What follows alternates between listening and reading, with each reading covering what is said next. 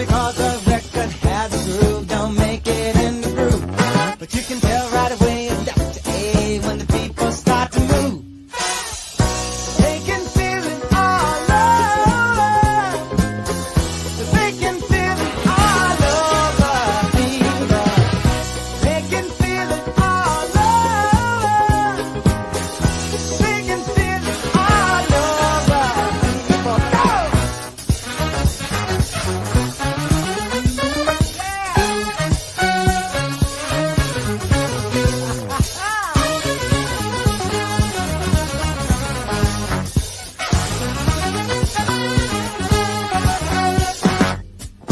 Music knows it is and always will be one of the things that life just won't quit.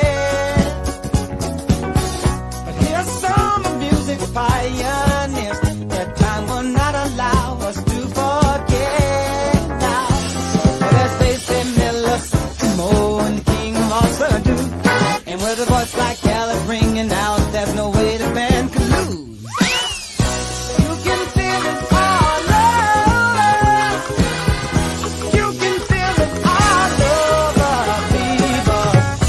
You can feel it all over. You can feel it all over, people. You can feel it all over. You can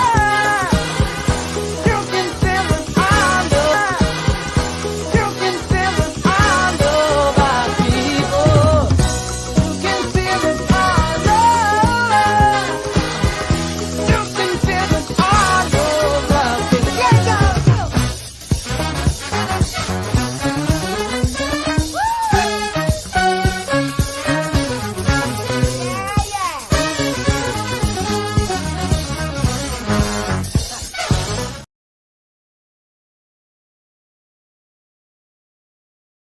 The 2-1 pitch. There's a fly ball hit out to left. Waiting is Jones. The Mets are the world champions. Gary Koosman being mobbed. Look at this scene. Here's the Met locker room. The Mets had 5 runs, 7 hits, no errors. The Orioles 3 runs, 5 hits, 2 errors. And here in the clubhouse, it's Bedlam, too, as Mrs. Joan Payson, the principal owner of the New York Mets, is here. Congratulations. This is yours, Gil, isn't it? And the commissioner of baseball, Mr. Bowie Cohen, is here. Lindsay, this is my most proud.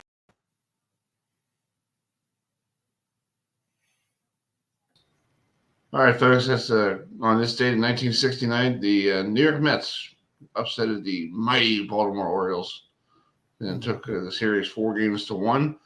And Tommy, Agee with a great catch in the outfield to succeed to win 5-3 over the Orioles. And Duncan Clennon was the MVP of the World Series for the New York Mets, who won their first title, and it took them another almost 30 years to get another one in 1986 when we all know what happened then.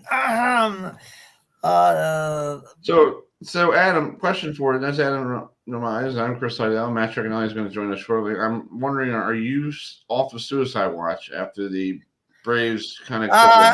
Yeah,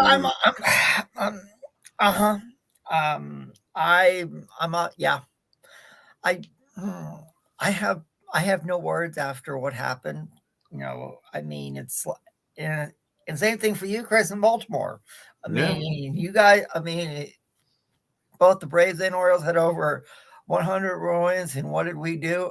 You guys got swept by the Texas Rangers, and then we lost to our arch rivals, the Philadelphia Phillies, and I'm at loss for words. I don't know what to say. I mean, but I will say this: coming up at 7:35, we're going to be joined by one of the best defensive players from Florida State off of their 1993 national championship team. We're going to have former FSU defensive player Clifton Abrams going to join us. Yes, I'm going to get him right now here on the program on the phone. But if you just tuned in, you're wondering why in the world was I playing Stevie Wonder?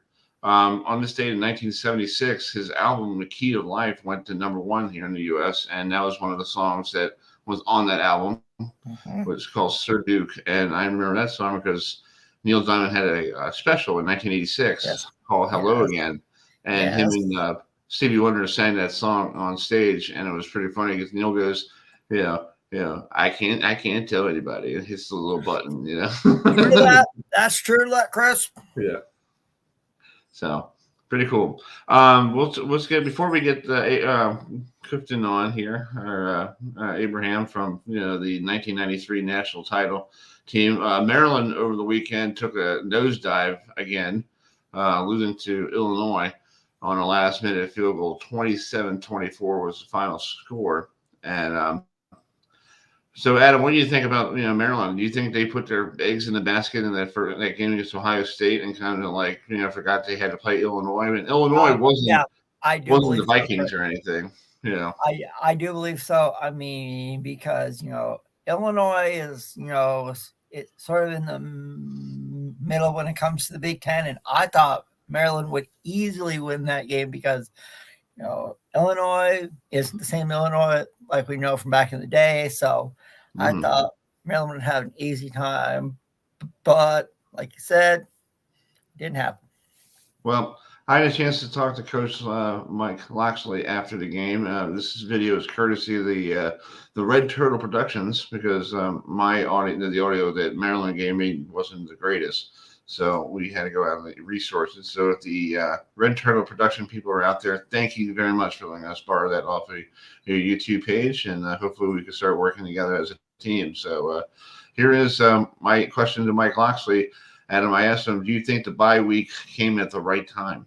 So here it is. Hey, Coach, it's good to have the bye week now. And, after you guys been going since August, now you get to take a little breather and figure out what needs to be tweaked a little bit. The schedule is the schedule. I mean, I like to have one every 4 weeks in the perfect world to give us a chance to stay healthy. I mean, we're still a developmental program. We played a lot of young guys out there today that hopefully this experience will be one that we can put in our toolbox.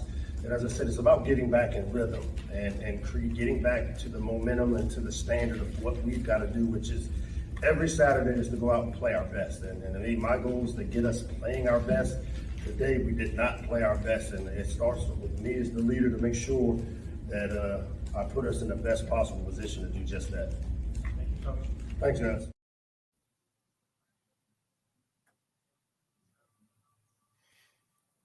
I'll agree with Coach Loxley. I mean, every 4 weeks, it'd be kind of nice. Yeah. But it is what it is. Yeah, well, that's Maryland. So we talked to the coach, and then I had a chance to talk to Roman Hemley, who is a local kid from from Edgewood, Maryland. And I asked him about the same question. The same question: is the bye week come at the right time, and what does he need to do to get better for the second half? So here's my interview with Roman. Let me find him here. There he is. What do you guys got to do? With a bye week now, you lost 2 straight. Tough game last week, tough game today. What do you guys think you have to do to get better for the second half? I feel like, obviously I got to get my body right. Jump on the film as fast as possible to see how I can make plays to help this offense, move more smoothly. And I feel like, it'll come down to a lot of fundamental things for me. I try to make the most out of my opportunities, but I feel like I left a lot out there, and I feel like a lot of my offensive teammates feel the same way. So as we get back to practice and things like that, we'll definitely get challenged by our coaches, and we'll make the most of it. And I feel like this will help us band together as brothers, and we'll flip the script. Loxley said he has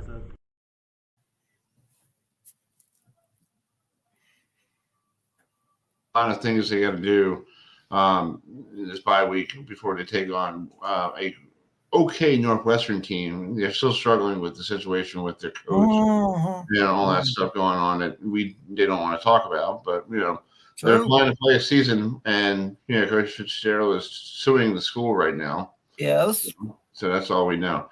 We'll get Clifton on the show shortly. I just placed a call. He didn't pick up. I guess he's in Texas, so I guess he doesn't understand the the Central and all that wonderful Eastern and all that stuff. But we'll bring in Adam. You want to bring this next guest in? Yeah, sure. Our next our next guest hasn't had the start that he really wants, as an interim head coach. He hasn't won yet this year, but we all know anything can happen on any given Saturday. So let's bring in the interim head coach of McDaniel College out of Maryland, Coach David SARTIni. So Coach, thanks so much for joining us tonight. And I know you guys haven't won this year, and I was looking at some of your stats. Hadn't really been the best year that you wanted. So, what improvements do you need to do for the rest of the year going forward? Oh, yeah. Well, thanks for having me, guys. It's always a lot of fun to be on here. But, the thing that we always talk about in our program is, producing a product that we're going to be proud of at the end of the day, at the end of the game, at the end of the season, that the community, the school, us as a program can be proud of. And, we got to put together 4 quarters. I mean, we have flashes of it. We have glimpses of it, but just continuing to have the little things to put together that product so we can be proud of at the end of the game, at the end of the day, at the end of the season. But just being a little bit more consistent on both sides of the ball. I know it sounds like coach talk, but I think like Coach Loxley said, I mean, I agreed with a lot of what he said. I mean, we're playing a lot of young kids mixed in with some older kids, and, we're just looking for that consistency. And I'll be honest, when we're clicking, I think we're a pretty good football team. And when we're not, obviously we're not a good football team. We just got to be clicking a little bit more during the course of that 2.5, 3 hour time span on Saturdays. We don't talk a lot about wins and losses. We talk about producing that product that we're proud of. And when you sit in my seat and you see the kids coming to work every day, we're not chasing kids around to be on time for meetings, for practice, for, treatments, weights. So, I mean, they're buying in. We just got to put it together for 4 quarters. Right, exactly. And like you said, with Coach Loxley, basically you got some young kids, you got some old kids, you got people who are coming from first year out of high school, so they don't even know how to play as a player, because in high school football, you have your studies, you practice for like 2 hours, you go home, you have dinner with your mom and dad, and they don't realize now in college you have 2 hours or 3 hours worth of practice. You still have to do study hall, and then you got to get the game plan ready to go. And then you have to do your laundry, and then you have to figure out what I'm going to eat in the cafeteria. And you keep adding to that list of things that these kids never did. A year ago, they were worried about going to homecoming, and now they're worried about being a college student and going to the prom. And now I'm worried about being the starting quarterback at playing against grown men every week. So, but really just excited about the future, and excited. And when I say future, even the future as in Saturday, I mean, I can't wait to get out and go see our kids compete and play. And, it's going to be fun. Yeah, let me welcome in Matt Trecamelli to the show, our other broadcast partner. So, Matt, McDaniel College, you actually did some time with some. I don't like Hartford Community College. This is totally different. McDaniel College, but what do you think about what does McDaniel got to do to get people to come to their school, because it's out of Westminster and everybody still thinks it's part of high school? Well, I mean, are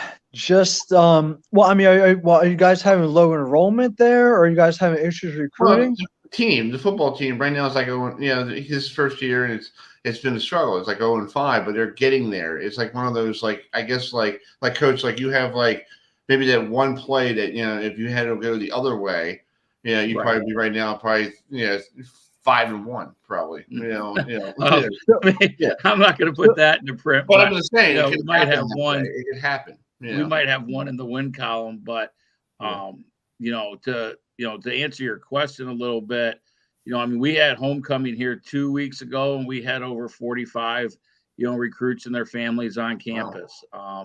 We're on fall break right now. So last Saturday we had a smaller number. I mean, this weekend when we play Franklin and Marshall, we have over 15 recruits and their families, mostly from Maryland, a few from PA. And as long as I'm sitting here, we're not going to turn our back on Maryland. I mean, it's our home state. And as a staff during the bye week, we were in well over 60 high schools, visiting with high school coaches, visiting with players. I know some coaches are going out on the road Friday after practice to go to some high school games. So we're really getting in the recruiting process, getting what I call boots on the ground. I know it's a technology world, but in order to recruit someone, you got to go sit down and talk to them face to face. Amen. Yeah. Getting boots. I mean, I can send a tweet, I can send a text, a DM, whatever it's called anymore, but going down and sitting with the young man at his high school and saying like, hey, we're interested in you. We came to see you is big for our staff. And the thing, and I tell anybody that'll listen, that's becoming like my new favorite phrase. But if you get a chance to come to McDaniel, it's a gorgeous campus, and we're blessed. I'm humbled every day when I walk campus. I mean, there's someone cutting the grass, trimming the trees, you name it. I mean, it's gorgeous, and I'll never be embarrassed to invite a family, a student athlete to campus, because you're not going to walk away and be like, man, that place is a dump. It's in the middle of nowhere. It's our job as coaches to get players on this campus, and I think our staff has done an outstanding job of that through and managing the first 6 weeks of the season. And plus, you also tell them, Matt, before I'll let you ask a question, you can also tell them that the Colts used to practice there back in the day, and also the Ravens were there before they went back to Owens Mills. So it's pretty cool. Like, the kids are like, they're all Ravens fans. They'll be like, oh my God, this is where Ray Lewis was? Wow. It's crazy. I think I might have mentioned this before, but like when I first got out here, I didn't have internet or anything. So I was like on YouTube and watched the original Hard Knocks when the Ravens were here. And it was like, oh, I walk in that door every day, and it's like, now, I mean, I'm not going to bump into Ray Lewis, but I'm still walking in, and there's always somebody that's like, oh yeah, I was there when the Ravens were there. And just the other day, I saw a picture of when our stadium was grass, when I think it was the Colts and the Ravens scrimmaged, or maybe the Redskins at the time. I can't remember, but the Ravens were having a scrimmage on our stadium, and it was an aerial shot, and the place was packed. So I've always said while I've been here, like, yeah, we're going to embrace the rich history of Western Maryland and or McDaniel College and use it in our advantage. And if talking about the Ravens to recruits is one of them, hey, that's something that we have that some of the schools that we compete against don't have. Right. Matt, you got a question? Go ahead, buddy.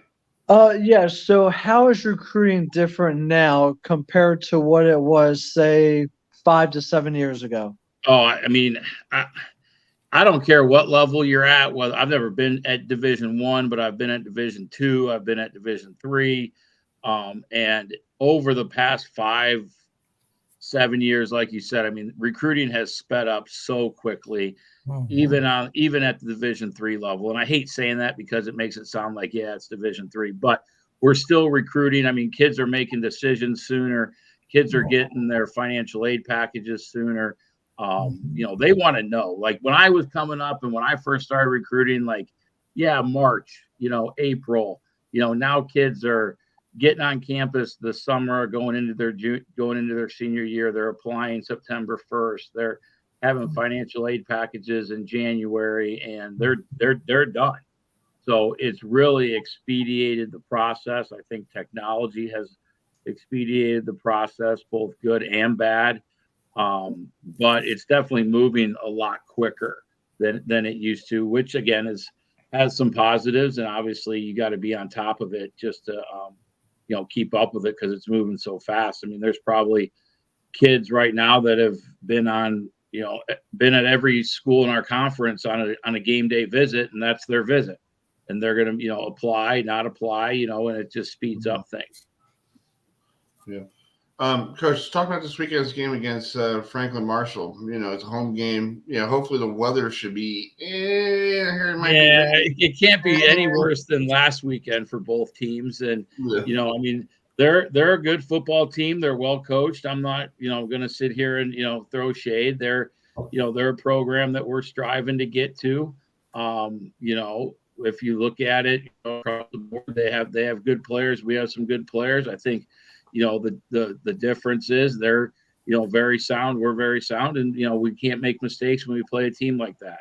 It's like you can definitely tell when you get into our league, like every team is so well coached. I mean, you look at our staff, we got guys that played Division I, we got guys that coach at Division I, we got guys that have coached, at great high schools in Florida. We have local guys that have, played Division I. That's the same in every staff. I mean, you look at our conference. I mean, there's guys leaving D1 jobs to take coordinator jobs in our league. So we're going to play that every week, and it's fun. It's exciting. But they're a good football team, and they had a good game last weekend with John Hopkins. So they didn't get the result they wanted, but my few years here, we haven't really played the greatest against them. I'm not really sure why, but we're kind of looking to build on that this weekend. That's true. Adam, you have one. Yeah. Talk about the Centennial Conference. I was looking at. It looks like a very good Division III football conference, top to bottom. Oh, absolutely. I mean, I don't know, if how many schools or how many conferences are going to have games every week that have a national presence in it. Yeah. It's not uncommon. I'm not sure if it's this year or not, but it's not uncommon for our conference to have 2, possibly 3 teams ranked at any time during the course of the season. And, that's kind of part of the recruiting sell for us is like, hey, you get a chance to play in a conference where you're going to play against ranked teams. I mean, you're going to play against teams. You're going to be in games that have national implications, for the playoffs, for the MAC Bowl series, and so that's exciting.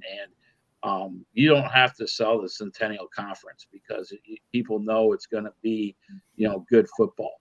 And for us, especially when we dabble into Pennsylvania a little bit, a lot of those schools are located in Pennsylvania. So that helps in the recruiting process too, because the families and friends can still be a part of it. We're not asking kids to, hey, we're 10 hours from your home, your family's going to come once. Like, no, we're 2.5 hours to Moravian, so we can recruit against, those schools because it's split the difference. It's either a close home game or a close away game for the families.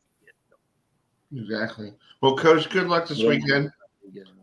Yeah. Hope you guys pull one out. Hopefully the weather's good. You get your first win under your belt, and we'll keep in touch, okay? I definitely appreciate the time, guys. It's always a good time, and you guys stay safe out there, and I look forward to being a guest again. Thanks, guys. Have a good one. Talk to you soon. Thank you. Yep. That's it. Right.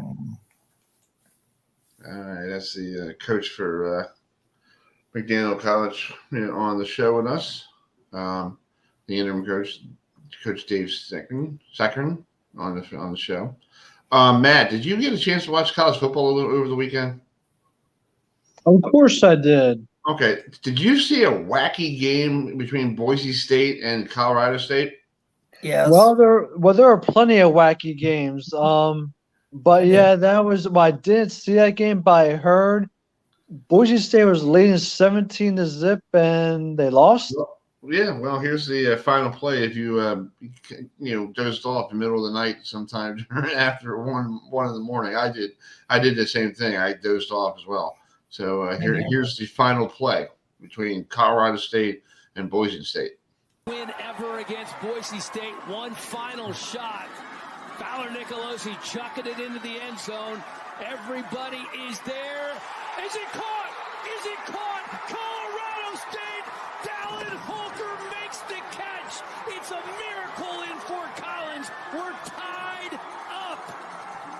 After review, the touchdown is good. After the play, unsportsmanlike conduct on the Colorado State bench. That penalty will be enforced on the try. Can do what has never been done before in Colorado State history. Oh, the he almost got it. Is up, and the kick is good. Ram tough in Fort Collins for the first time in 13 tries. Colorado State takes down the Bronco.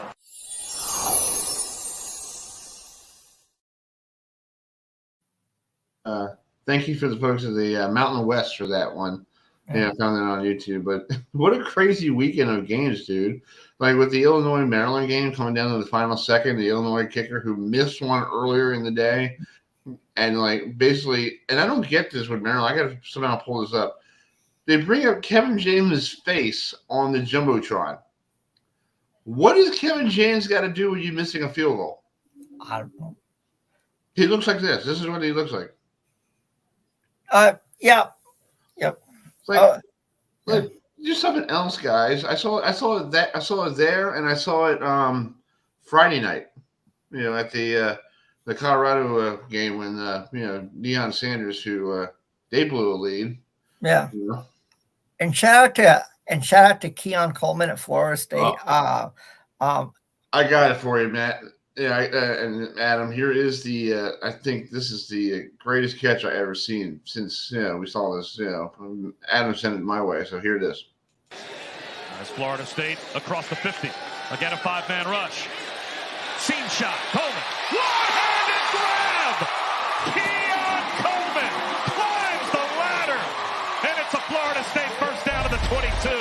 A gain of 27. It doesn't get prettier than that. Oh, my Lord.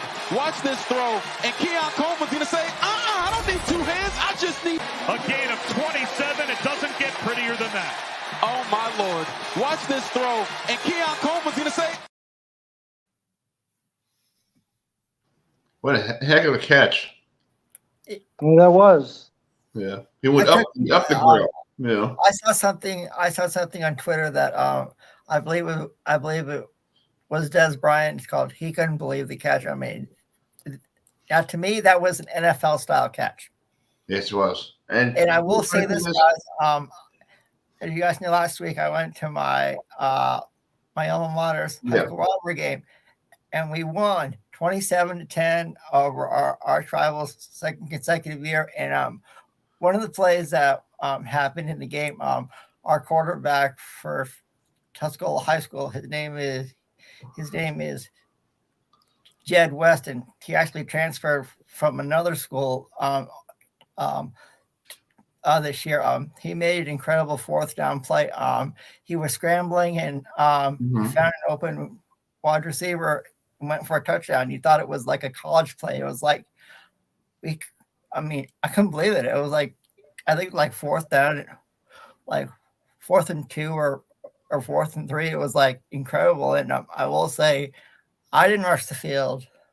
All the students did. It was quite a game. I think the 50-50 was over $25,000. So it was nice to see my alma mater high school knock off our rivals for a second consecutive year, because our rivals had beaten us for 9 straight years. So it was nice to it's nice now that we have 2 wins, 2 consecutive wins, and hopefully we can make it 3 next year. But it was a good Friday night. I saw a lot of friends from work. It was really cool. And Florida, I think it's going to be Florida State, North Carolina in the ACC championship game in Charlotte in December. Nice to see Tez Walker finally being reinstated to North Carolina after everything happened with him in the NCAA. Made a really good catch, from Drake May against Miami Saturday night, and and to me, Florida State's got a good shot, to win the ACC. We know about their offense and defense thanks to Jared Verse. So to me, Florida State's in the driver's seat right now. Right. I would count on North Carolina, and I would not count on Louisville. And for you, Matt, hail the victors from Notre Dame. Woo! Way to go, Adam. You know what? I love that right there, man. Thank you, because the Irish. I can't believe that Caleb Williams, first time in his career, had a 3 interception game. And like I told a friend of mine, never count out Sam Hartman. He was in the ACC at Wake Forest. He knows. I was like, you got to respect the ACC. So congratulations, to Sam Hartman and Coach Freeman up there in Notre Dame. That was a really good game in South Bend. Well, thank you, Adam. Well, I really appreciate that because I give a lot of credit to Al Golden and his defense. Yeah. We had 3 picks. Hold on. The Al Golden, the guy who destroyed the Miami Hurricane program. Yes. The Al Golden, because it was his defense that made the massive difference in this game. We had 3 interceptions, plus we had another fumble. So the defense created 4 turnovers, and we converted every single turnover on touchdowns, not field goals, not botched series. The Irish scored 28 points off of all those turnovers. Wow. That is what won us the game, was our tremendous defense, which then, a couple of times we went ahead and had the ball on the 10-yard line. The one time we had the ball on the 50-yard line. And wasn't that awesome when Caleb Williams scored a touchdown? And then guess what? The Irish, I know they said 99 yards, but a 100-yard kickoff return. What an absolutely thrilling play. Caleb Williams, USC thought they were coming back. Oh, no. You kicked the ball off to the Irish. 100 yards, they went the other field. God say it goodbye. Yeah, exactly. And what the Irish did, okay, and the Irish and USC every year, and this is why it's the best intersectional rivalry, and also I feel it's the best rivalry in all of college football. I know if you're Michigan, Ohio State, or Oklahoma State, you have your own rivalries, okay, but it's definitely, you can't argue that it's the best intersectional rivalry throughout college Division I sports football, because there's no other rivalry like this, okay? And it is just absolutely unbelievable, and the history of it and everything. And it is just, it's every year it seems like we're like when the Irish are in contention for the playoffs, it seems to be big, okay? And then sometimes they knock us off, and vice versa. We knock them off. And what the Irish did this year, the Irish are not going to the playoffs, okay? They're out of the playoffs, but we can still get a New Year's Six bowl game. But the thing that we did to USC, the Irish did, was, number one, we knocked them out of the playoffs. There is no way in this world they're going to the playoffs at all, okay, with a 28-point loss, with the horrific defense that they have. I don't – even if they win the Pac-12, you got the Big 12 champ. You got Alabama Crimson Tide that will have 1 loss that I think will upset the Georgia Bulldogs, okay, in the SEC championship game. So I do not feel that if USC wins the Pac-12, they're not going to get in. So they're automatically out, in my opinion. Okay, that's just personal opinion. Boom, they're gone. Irish knocked them out. Also, what the Irish did was Caleb Williams, if you looked at it, he is not even the Heisman running anymore. He was a Heisman front runner. Now he's like 7th, 8th. He's like 8th on the list. He's not even on the list, the top 4 for Heisman. So he's gone off of Heisman. So Caleb Williams, forget the Heisman. USC, forget playoffs. Okay. So Irish did a tremendous job. That was a tremendous defensive game. That was the best defensive and special teams game that I've seen them play this year. And plus, also offensively, because Adam, just like what you said 5 minutes ago while I'm still talking, that they convert. Sam Hartman and that offense converted, whether if they were on USC's 10-yard line, 20-yard line, 50-yard line. They really didn't have many times when they had to drive down the field, okay? But when they had the ball, they converted, and each and every time they converted on daggone touchdowns. And they made sure they made good out of those turnovers. So hats off to the Irish, to the whole team. They did a tremendous job. Hopefully they can carry this on throughout the rest of the season, run the table. Their toughest game left, they got to go to Death Valley at Clemson. That's the toughest game they have left. And hopefully they'll end up 10-2 and go to New Year's Six Bowl playing against some big school. Well, speaking of a big school, before we get this guy to come on, he's a good friend of ours. Chuck Foreman, former Miami Hurricane running back, who's from Frederick, Maryland, folks. You realize he's from Frederick.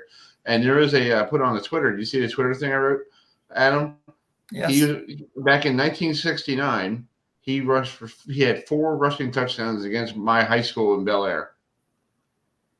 Wow. Yeah. And that's how he got himself on the map. So we'll talk to the spin doctor himself, Chuck Foreman, because he called himself a spin doctor because of Earl Moreau, who played for the Bullets. He watched him a lot when he was a kid growing up, and he had a lot of spin moves. So he used some of his spin moves in his when to get around, going around the linebackers. So we'll talk to him around 8:20. He'll be on the road, so he's heading down to Miami because he's going to be honored this weekend in the Ring of Honor down there at Hard Rock Stadium between Miami and Clemson. That was going to be a big game this year, but now it looks like it's going to be just Miami and Clemson playing each other for a right to go to a bowl game. But anyway, so let's bring in this gentleman. He's a good friend of ours. He's been a friend of our program. He won the Skip Prosser Man of the Year. He's always the Man of the Year. I think he should win the award every year. He's not scary like his last name is. It's called. He does a great job in the autistic community. With his autistic awareness. He brings it to Towson, and he got other schools involved as well. So let's bring in Pat Skerry, our good friend, who getting ready for another great season of grinding on the court, getting ready for another great program of Towson basketball. So, hey, Coach Pat, how you doing? It's great to see you guys, man. I feel like I'm on the Mount Rushmore of radio interviewing right now. I appreciate that. That makes me really good. So I can go to sleep well tonight. So I can say that, like Pat Skerry put me on the Mount Rushmore of podcasters. That's right. But so, Coach, I saw you had a great time up in Canada. Doing that Canadian tour thing. So, how was it going up there to play Canadian schools? Are they into college basketball, or they know what's going on up there? Yeah, it's good. Every 4 years you can take your team on a summer trip outside the U.S. and this was a good time to do it. I appreciate my athletic director Steve Eigenbrot helping put that together for us, Chris. And it gives you 10 extra practices in the summer. And then we went up there. We played 5 games in 6 nights, 3 in Toronto. 2 in Toronto rather than 3 in Montreal. I wouldn't say the teams up there are maybe quite as big, deep, and athletic, but they're already practicing. They're organized. They scout you. They have older guys. So, it was good. I think it's a trip that hopefully come, February that we're benefiting from. Yeah. I was looking at your schedule. You have the first game of the year, you got to go out to Deion Sanders country. You got to go sell it Dion. Maybe he's not there for the basketball game, but going to take on Colorado. So how did that game come about for you guys going out to Boulder? Well, Tad Boyle, the coach of Colorado, does an outstanding job. They're in some top 25 polls. So we've got, honestly, 4 of our first 6 games could be against teams that are Power 5. I think we might even have the Celtics and the Knicks tucked in there. So we're certainly going to get tested during the non-conference. But I think that'll help us get ready for the CAA. We get about half the team back and half the team new. What I would tell you, Chris, they work really hard and they're a connected group. So we think we've got some things to kind of build on hopefully some of the success we've had recently. Yeah. I know you have successful stuff that Adam likes you're doing with the autistic awareness. So, right, Adam? Yeah. And speaking of non-coverage, you guys are playing in the Shriner Children's Charleston Classic. You can watch that whole tournament on the ESPN Family Networks. And I saw you guys open against Houston out of the Big 12, and then there's Utah out of the Pac-12, Wake Forest out of the ACC. I believe St. John's is there, North Texas is there. So what's it mean for you guys to play in our premier non-conference tournament like the Charleston Classic? That's a great question, Adam. I think these are outstanding opportunities for our basketball program, our athletic department, and our great university to get on national TV for Thursday, Friday, Sunday. Get some elite programs. Like I said, great opportunities. We've played in this 2 other times since I've been here. It's one of the best fields this year. That it's as good a field as there is for any of these early season tournaments. So, we'll find out a lot about ourselves. And the big picture is, does it get us ready for CAA play, which it absolutely will. And the cool thing is, it's the same court that Charleston plays on, so you get an opportunity to go down twice in 1 year, one in the early in the year, one in later in the year, so you know how to get play in with those crowds. Yeah, and all those things that will benefit us, later on. Charleston's obviously a great destination city. Like I said, we like to play challenging non-conference schedules, and these neutral site games are a piece of that. Mm-hmm. Matt, you got a question for Coach? Yeah, Coach. So how will you like you guys are playing these non-challenging you guys are playing these challenging non-conference schedules. So how is this going to benefit your team later on in January, February, March? Well, one, there are opportunities for quality wins in the non-conference. If you don't schedule good people, you can't get those type of wins, right? Mm-hmm. And then 2, I'm just not a big believer in everyone's non-conference theory or schedule might be different, but I want to find out where we're at. I don't want to have boxing matches versus people that I know we can win. I want to play people that are going to help us get ready for the league, but also schedule some opportunities where if you can have a magical non-conference season, now you've got some quality wins to hang your hat on. Yeah, like looking at the schedule after you come home after the Charleston Classic, you got Morgan. Morgan State's pretty good. They're getting better around here. You got to go to South Dakota State, and the Jackrabbits. We don't know anything about the Jackrabbits, but I know UMass. They have a great, rich history of basketball because where Kyle Perry took them to the Final Four back in the early '90s. And then you got and then your schedule starts January 4th at home, on the road against Monmouth University. So it's good. You get the chance to go on the road. You get you like you said, you went to Toronto and Montreal, and now your players know each other. So it'll be more family oriented. So you guys will feel like you're at home instead of feeling you're living out of a suitcase. Let's hope so, Chris. Hey, I hope so too, because it'll be great. Yeah. I'm looking for. And for me, I'm looking forward, to seeing how you guys do against Houston out of the Big 12, because we all know last year Houston, they went to the Final Four. So you're playing in the opening round of the Charleston Classic, you're playing a team that actually went to the Final Four. So how cool is that going to be for you? As a coach, to play a team that has so much, history in the University of Houston. And this year they're in a new conference, the Big 12. Well, there's certainly a top 5 team in the country this year, so it's an unbelievable opportunity. And this is the time of year, like I said, you're trying to work on some things as you develop your identity or fortify your identity. You're trying to work on some things that'll help kind of strengthen that identity. And then when you play people, those things, they come to light. Are you good in transition defensively? Are you committed on the backboards? Do you share the ball? You got to play some games, and I believe you got to play some games against some really good teams in order to reveal some of those things. Yeah, man, you got a question? Go ahead. So, who are some of the key players that the fans should be watching for this upcoming season? Yeah, we're going to be deep, but we're going to play a lot of guys, which I think is going to be a strength of the group. Like I said, it's a connected group. Charles Thompson coming back, he's been a 2-time all-league player. I wouldn't trade him for anyone. He's a great leader, and he sets the tone on both sides of the floor.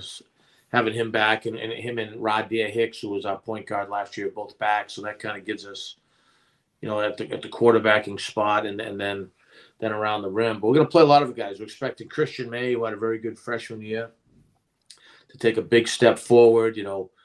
Williamson, Coleman, Parr all return, ready to take on bigger roles. And we've added good new players, good transfers, and Messiah Jones and Nenda Tark from Coppin, and Tomiwa Suleiman, who's a terrific player, Division II player.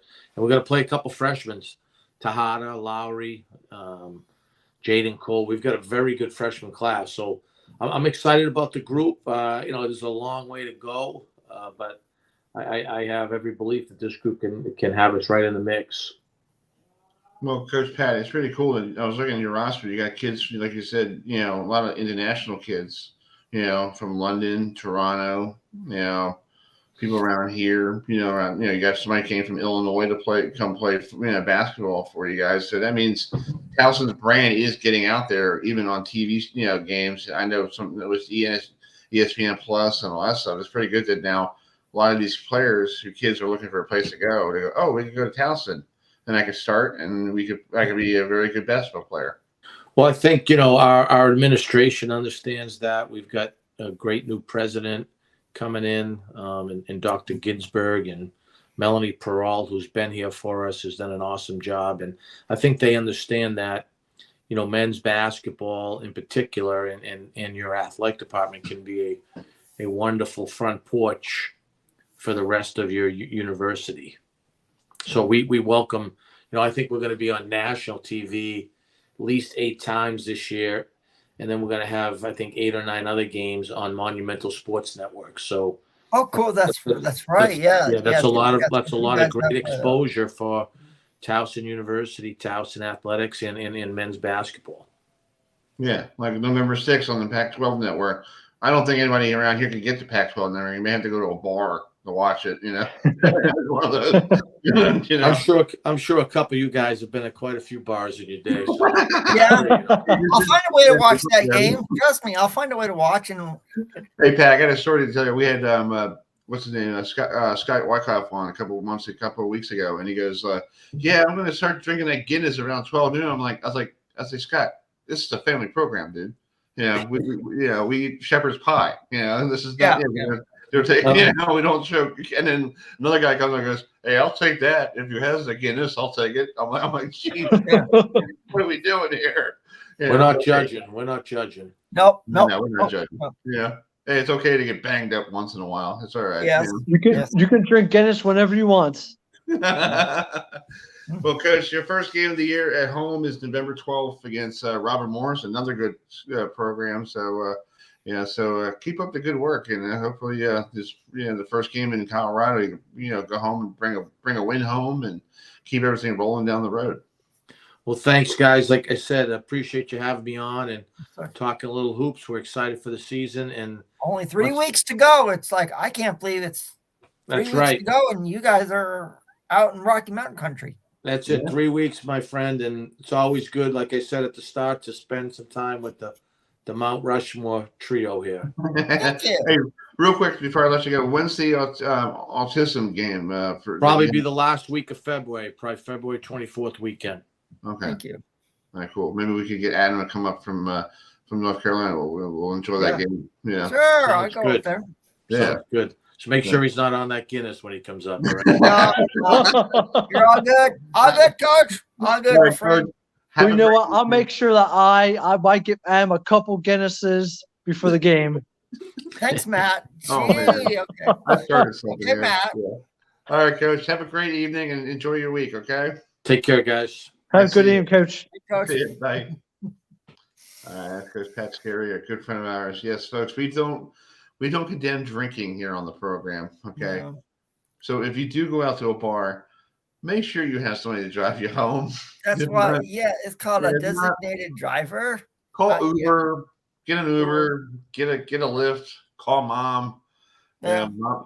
Mom might get your mom might punish you later for drinking, in public, but what can you do? It's what it is. It's what it is. What can you do? We'll see here. Yeah, we couldn't get Clifford and Abraham on. We'll get them on another time. Yeah, I guess something happened with the time difference, but we'll get him on another time. So Well, I have to say something, Adam. Thank you for giving acknowledgement to the Irish. You have some Irish blood in your veins, Chris. You know what? You need to be injected with some kind of Irish blood in your veins because you don't have any tonight. okay, first of all, who's in the college football playoff? You are, not me, because we had some issues with a couple of plays, and one game we just forgot how to play. Yes, ma'am. Exactly.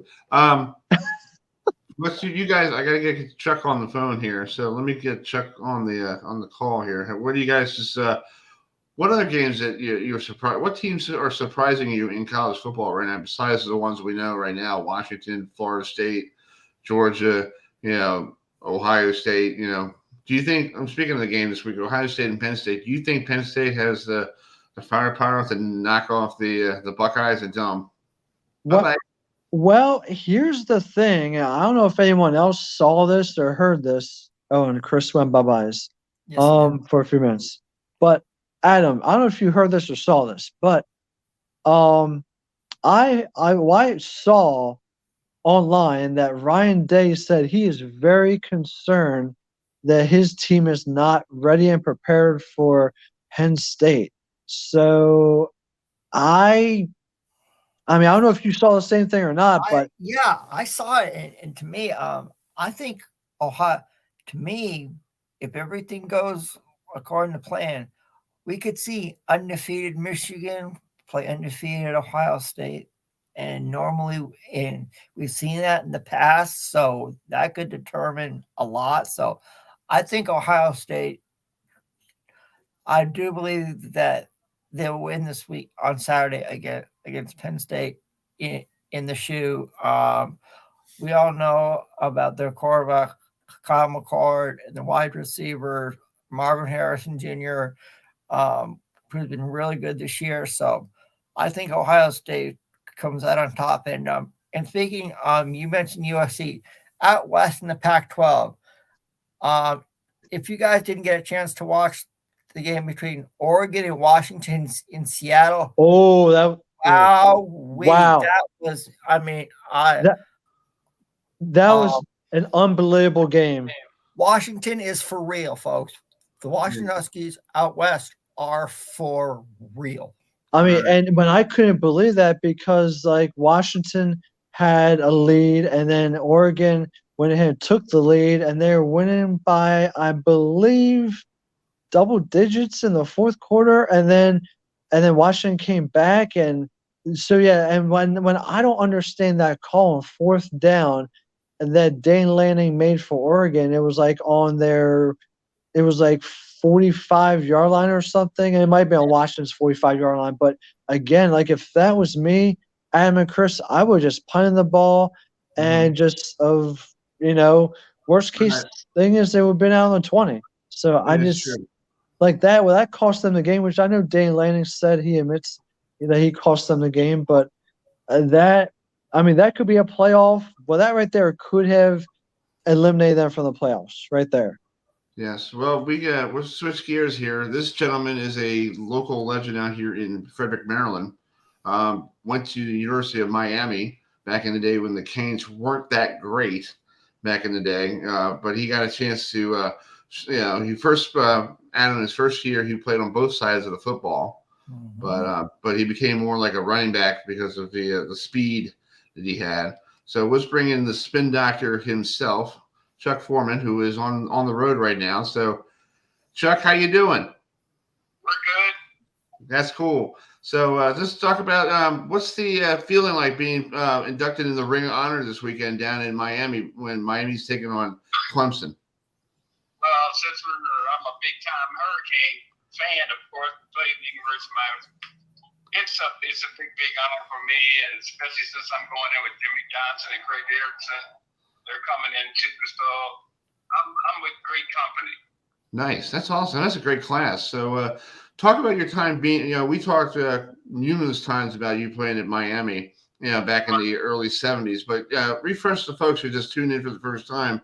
What was it like playing at Miami during the early 70s? Because back then you guys weren't the Miami that we knew in the 80s winning national titles, but you were setting the groundwork for that pretty much. Yeah, I guess you can say that. But, first of all, when we got to University of Miami, they were just starting to integrate the Southern schools down there. So I was the third black athlete there. The first was Ray Bellamy. And so that was the start of it. And, they went to both games prior to me being there. And then we had a little bit of a building, rebuilding going on down there when I got there. But, we had, two number one. We had a lot of guys come out playing the professional ranks, and that one guy, Ray Bellamy, who probably been the first guy off the truck, he had a car accident. But, it was a great experience. We had a great president of the school at the time, a guy by the name of Henry King Stanford, to make sure everything went smoothly for us when we got there. So, played in the Orange Bowl, got the win. A lot of great things in Miami at that time.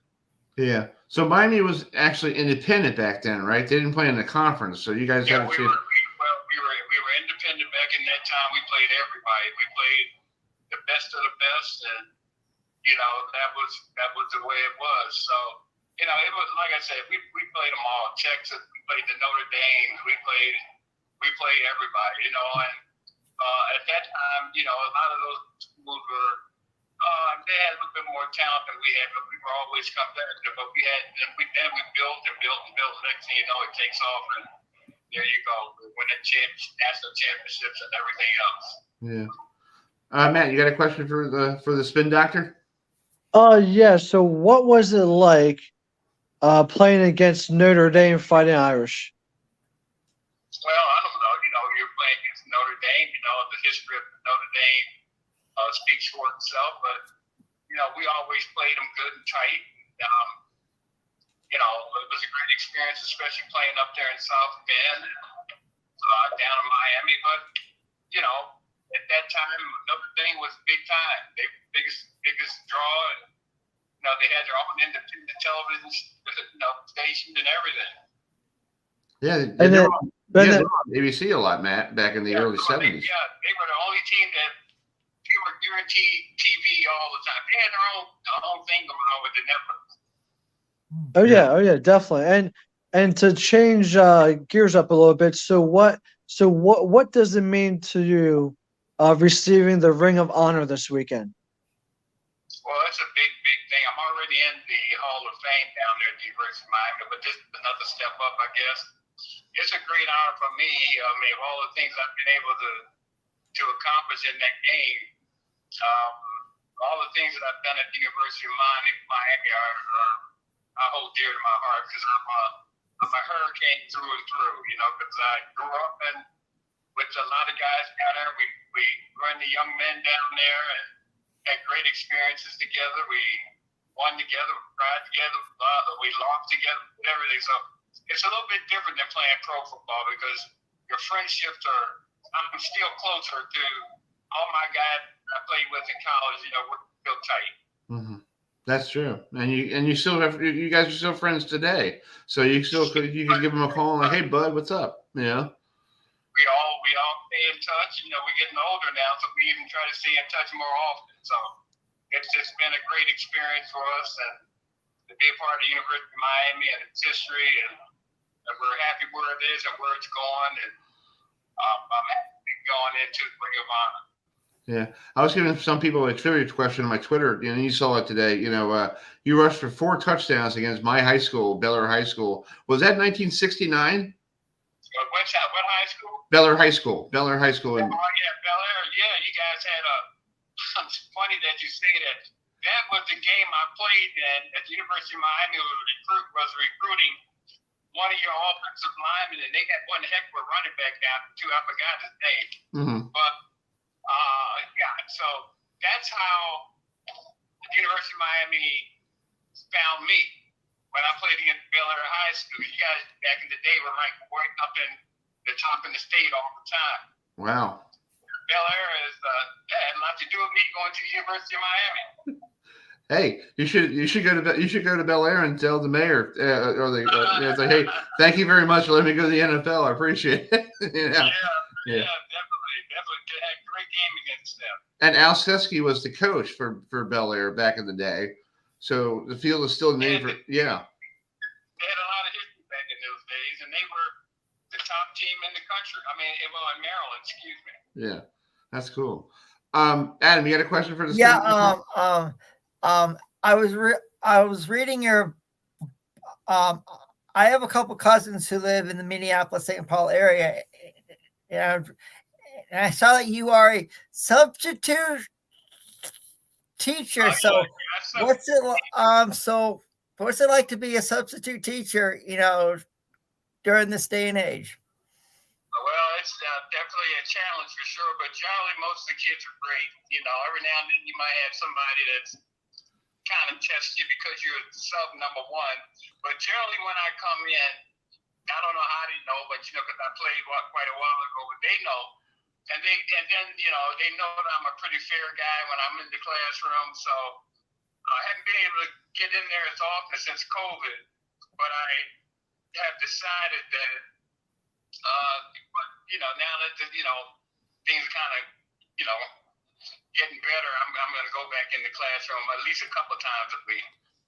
That's cool. Awesome. My mom's a school teacher. She retired, but everybody thinks I should be a school teacher because of my mother. And I'm like, I don't know how teachers like my mother and yourself and you are having patience for these kids, because sometimes these kids, you just want to tell them get out of your classroom and go down the hallway and see you tomorrow afternoon for suspension.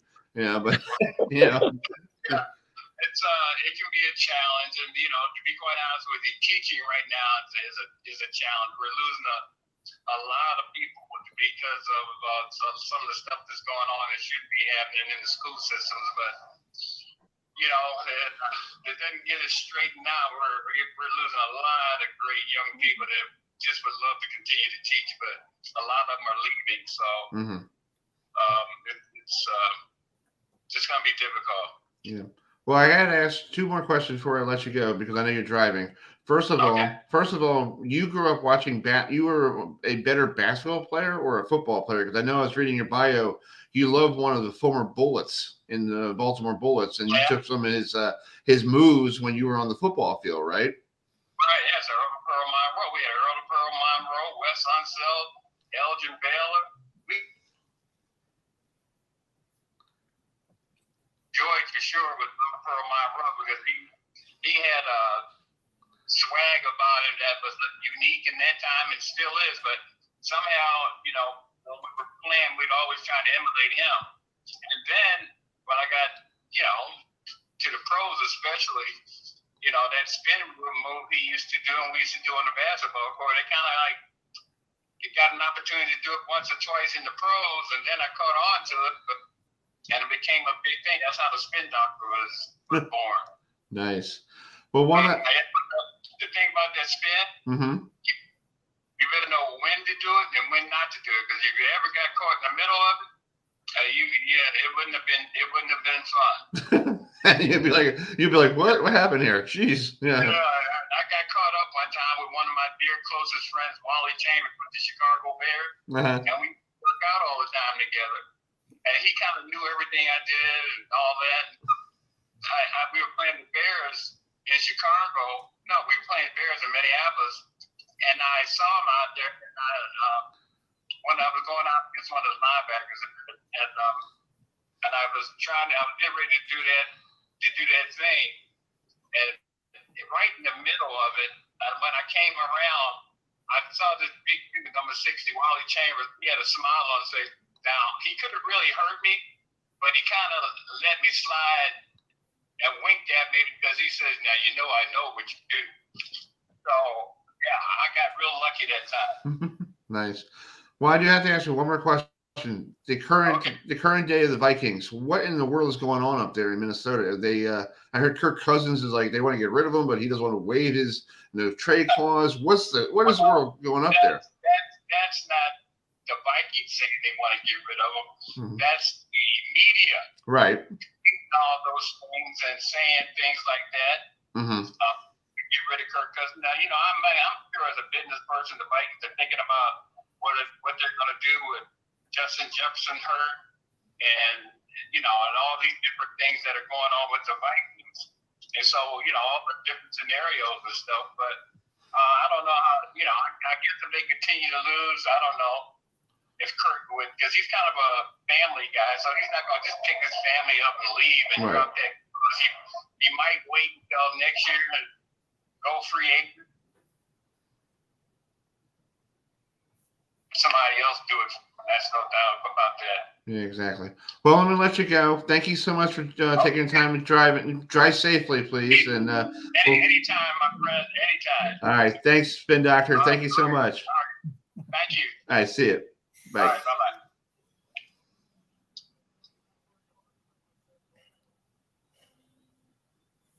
bye-bye. All right, this is Spin Doctor, Chuck Foreman on the show. That's cool. Yeah. Yeah, that was. Dude, it's pretty funny. I watched this guy when I was a kid growing up, and I didn't realize he was on the back door of in the state of Maryland. Yeah. It's like, it's fascinating. It's like, people, if you're living in here in Maryland, you can succeed. Yeah. Yeah, you can, definitely. Yeah. Oh, yeah. There's people that. And speaking of the Chicago Bears, we do have to say rest in peace to one of the greatest Chicago Bear players ever, Dick Butkus. Oh, we should ask him about Dick Butkus. Yeah, he probably had some run-ins with him, Yeah, he was a bad when I hear the news, when I heard the news about Dick Butkus, I was like, he was a legend in the Bears organization. So, and also, yesterday we lost Suzanne Summers, who was on Three's Company, and Step by Step to cancer. So, really sad. Both of those. Joyce, Adam, I think Joyce DeWitt is the only one left from Three's Company. Yeah. Besides, the other guy, but who also retired? Michael Caine retired. The guy from Fire Down Below. Yes. Not Fire Down Below. No. On Deadly Ground with Steven Seagal when he's the when he has the news section. Get this beep out of my face! It stinks. Get it out of here! It stinks. Because when I heard about Suzanne Summers, I was like, hey, I remember when all the guys would go crazy for her. Yeah, I know, it's crazy, but hey, life goes on. We lost Dick Butkus, and we lost a lot of people the last couple of weeks. Yeah, we have. Yeah, a lot of people. It's just the way it is. And the gymnasts are Mary Lou Retton. She was on her. Hopefully she's getting back to being healthy, but good Lord, it's just. So let's take a look at the ALCS right now. Texas Rangers, you are in the clubhouse with a 2-0 lead on those over those cheaters of Houston. The Rangers are, and guys, the Texas Rangers are undefeated in the postseason after what they did to the Orioles. And I still can't believe what they did in Baltimore against that team. I mean, you had Adley Rutschman on the Orioles. You had like a tremendous staff, and I mean, it's like Texas did that. I still can't believe it. It's like, how? I mean, from what I was told, Adam, is that the Baltimore Orioles were a young team, and Texas is a veteran, experienced team. And I actually had someone tell me that the Orioles are going to lose and they're going to get swept. They're not going to win a game. I said, man, you know what? You're pulling my leg and everything, but it happened. And so the guy that told me that, he was exactly correct. I was stunned myself. But he said, the reason why is because Texas is the veteran team with more experience, and the Orioles players were a lot younger, and they definitely Well, I mean, they had a huge achievement. They went ahead and won the AL East division, which is a massive accomplishment. Okay, they're about a couple games shy of getting into the playoffs last year, and so from going to what they were a couple of years ago, I think they had 100 losses a couple of years ago, to now having 100 wins is a tremendous achievement. Being the AL East division champs, congrats! But they just really the pressure got to them from what I was told. And so that's the reason why they lost. But Adam, I'm in the same position as you. I was shocked as well. I really thought they were gonna go to a World Series and play the Braves. I thought it had been the Braves versus the Orioles. I don't want to talk about the Braves. And when neither one won, they both lost. So I'm just like, I know. I'm just shocked on both teams. But you know what's amazing, Adam, is this is that the Braves they again got a lot of wins, and I think they had the second most wins in baseball, or maybe the first amount of wins. But they had I think 100 wins as well, or close to it. And so the Orioles had 100 wins. It's called they had the most wins in team history, and it's like so that's just really shocking to me that the Orioles had over 100, the Braves had over 100. And yet both of them lose in the first round, and that's just kind of a little bit disappointing, because I would love to have seen them both play in the World Series. Well, I want to say something. I think it's a conspiracy thing, because Major League Baseball is getting to the point that they want rivalries. Like Texas and Houston always play for the Golden Boot at the end of the year, as their rivalry game. They were both not in the American League. One's national, one's American. Yeah. And as soon as they went to the American League, I don't know if they still play for the Golden Boot, but they're in the same division. And I feel like Major League Baseball wanted the Battle of Texas, just because Texas helped out during the. This is just my view of it. During the whole COVID situation, where did they play the World Series? At Club Life Field. Yeah, in Texas. At our own, yeah. Yeah, and where the Rangers play. Mm-hmm. They haven't been back there since, and now they want to say thank you to Texas for letting them borrow the ballpark during that whole entire COVID thing, and said, well, let's get you into the World Series, so we're going to get you the opportunity to be there. And they haven't lost a game yet. Yes, they've been playing really well, but taking out an Oriole team that basically won 100 games. And then you have those clowns down there in Arlington started chanting last weekend, Matt and Adam. Did you hear they started chanting overrated? Yep. No. I heard that. Wow. Yeah. They started chanting the Orioles overrated. How's the Orioles overrated when a year ago you were the same record as the Baltimore Orioles? Well, how are they overrated when they have over 100 wins? Okay, no, you can't be overrated when you have over 100 wins. I mean, overrated is someone who is like 5-0, and then you lose a game or two, and then you're 5-2. No, that's overrated. Not someone who has 100 wins, who's proven themselves. Right, exactly. And to me, it's like, okay, you guys are just, But here's what if the Phillies get upset and it's the Diamondbacks versus the Rangers, I really feel it is going to be the lowest World Series TV rankings in the history. Yeah, it'll be worse than the Philadelphia and Tampa World Series a couple of years ago when Tampa and Phillies played in that one, 2009. Yeah, that was the lowest rated World Series because it was so bad. Yeah.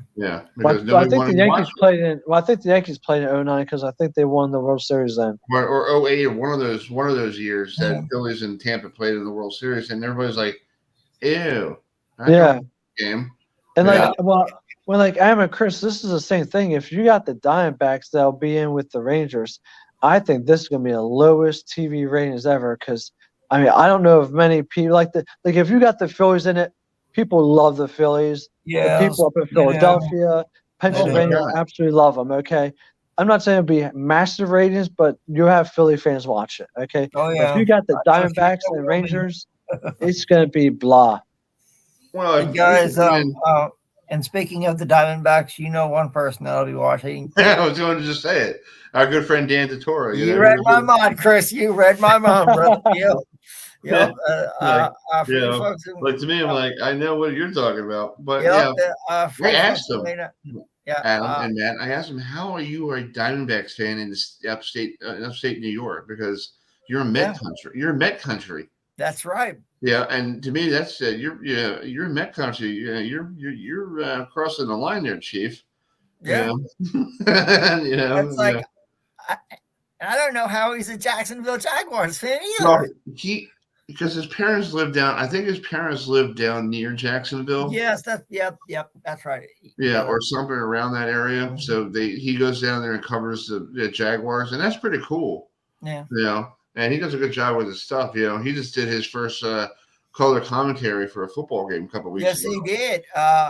And big shout out, I think it was for Alfred University that he covers. So they let him do color commentaries. Hey, we might know the next Keith Jackson. You're right there, Dan. Oh yeah.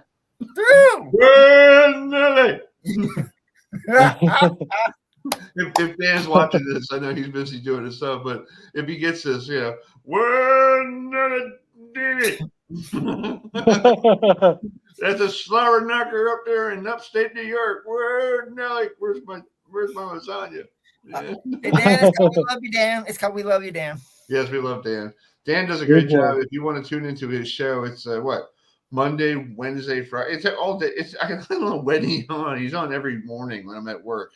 Yeah. And I look at my phone and go, wake up call DT live at 9. I'm like, okay, what are you, Today's show or what?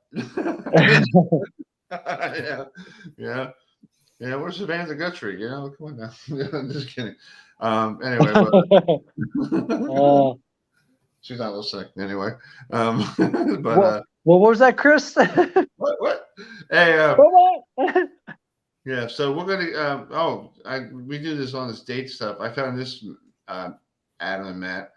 We're trying to get that guy, Abraham, on from Florida State. Did you know on this date in 1993, Florida State took on Virginia and basically beat them pretty handily.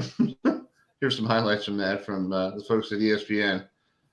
Yeah. Oh, wait a minute. That's him taking off the. Where is it? Right here. He picked somebody off from Wake Forest there. So here's the highlights. So the old Virginia Cavalier uniforms in the white. Look at that. Yeah. So oh my God, dude, fix your hat, bro. Wow. Yeah, look at that. Look, Ward done. Martin. Yeah, this is great footage. So they beat Virginia by a score of 40-14 in front of 76,607 there in Tallahassee at Doak Campbell Stadium. They play Virginia and Florida State plays for the Jefferson Epps Trophy. I don't know where they get that idea from, but okay. I think when they came to the ACC, they tried to do rivalry games. Yeah, they did. That's why with the Irish and USC, they play for the Shillelagh Trophy every year, and the Irish get to take the Shillelagh Trophy back. In fact, that was the Irish's 6th consecutive win at home against USC. Yep. Wow, that's crazy. Well, let's bring in this next guest. We're a little behind our time schedule here. Coming up at 9:00, we'll have a former Patriot joining us. Marquise Hurst will join us at 9:05, and then we got the missile from the Baltimore Ravens. Qadry Ismail going to join us. We'll talk about that London game yesterday between Ravens and Titans. But in the meantime, let's shift gears to the ice, where the South Carolina Stingrays are getting ready for their season opener this coming weekend, taking on the Orlando Solar Bears. Okay, yes, Orlando Solar Bears. Okay, I sound like David Letterman there. Solar Bears. Okay, little Letterman there. Let's bring in Owen Gund with us. Hey, Owen, how you doing, bud? Great. Thanks for having me on. No problem. Thanks for coming on. When did you take over the job? Because I know we had the other guy on, and all of a sudden I got an email from you. I'm like, hey, where'd he go? Like, everybody moved on? Yeah. Yeah. I came down. Just finished up college and moved down to Charleston here in July, and been at work ever since. And everyone in the organization, we're super pumped to get the season started here. Nice. So you're the director of communication and broadcasting. So you basically got a full plate of everything during the day. So walk us through your daily job. What do you do when you get there in the morning, to the time that everybody is done with the game and you're going home back to your house? Yeah, it's definitely each day brings something pretty different. I'd say now that the guys have been here for training camp for the past week, it's been all about the communications side of things, just creating content, helping with our marketing team to create social media content, and then also preparing for the 72 game season. Going to be broadcasting all home and away games, so that's going to be super fun. Reporting on transactions. Guys are, we're making cuts in training camp. Guys are coming down from our AHL affiliate in Hershey. So just getting ready for the season. It is a really exciting time, though. They say they're putting the ice down, so it's pretty cool what they do.